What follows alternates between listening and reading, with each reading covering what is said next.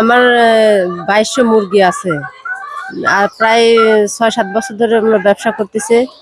আর এই মুরগিতে মনে করেন যে হারে খরচ, ওই হারে তো আর আমাদের লাভ হচ্ছে না।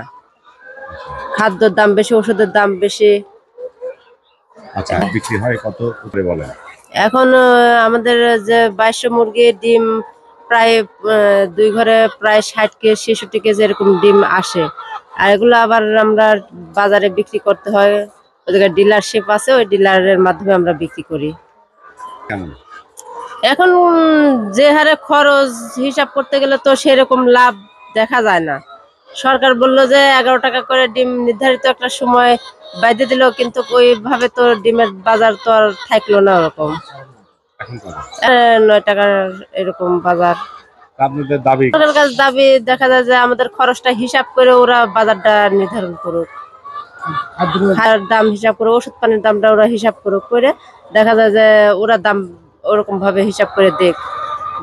আচ্ছা, এক একটা খামারে 10-12 লাখ টাকা করে, 1100 মুরগি করতে হলে 10-12 লাখ টাকা এমনিতেই সামথিং ভাবেই খরচ যায়। বলবেন কি? এখন মাসে আর কত দেখা যায় যে 50,000 60,000 এরকম বাজারের সাথে নির্ভর করে সবকিছু। মানে মাসে মাসে মনে করেন যে 50,000 60,000 টাকা এরকম লাভ হচ্ছে। আর সব সময় তো বাজারে একরকম থাকে না, কিছু সময় বেশি হয়, আবার অনেক সময় থাকেই না। খাদ্যর দামই ওঠে না অনেক সময়। আচ্ছা, আপনি?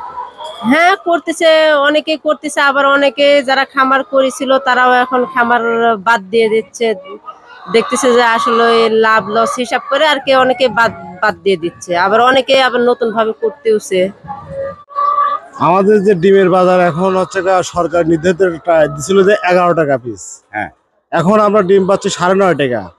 তে যে অনুযায়ী হচ্ছে এখন যে বিক্রি হচ্ছে, আমরা খাদ্য হচ্ছে এক বস্তা খাদ্যের দাম 2900 টাকা।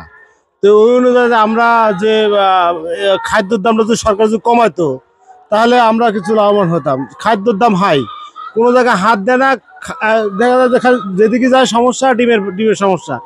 আমাদের যদি খাদ্য সাইডটা তো সরকার যদি নিয়ন্ত্রণ করতো, তাহলে আমরা কিছু লাভবান হতাম। আমার 2200 মুরগি, প্রতিদিন 5 বস্তা করে খাবার যায়। হ্যাঁ, এতে দেখা যাচ্ছে এই ডিম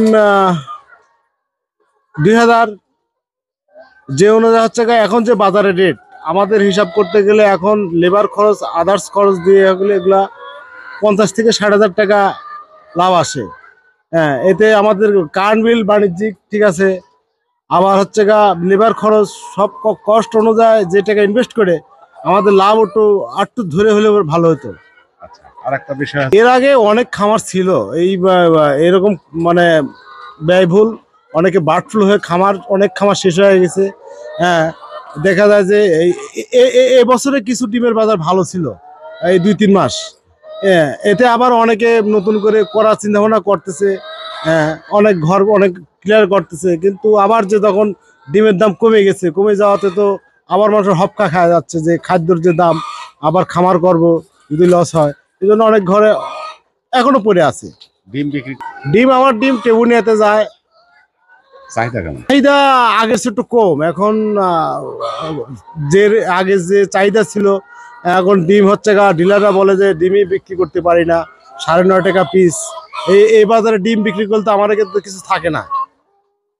আজ 2 বছরের মতো কাজ করি, মনে করেন যে 7-8 হাজার টাকা বেতন পাই।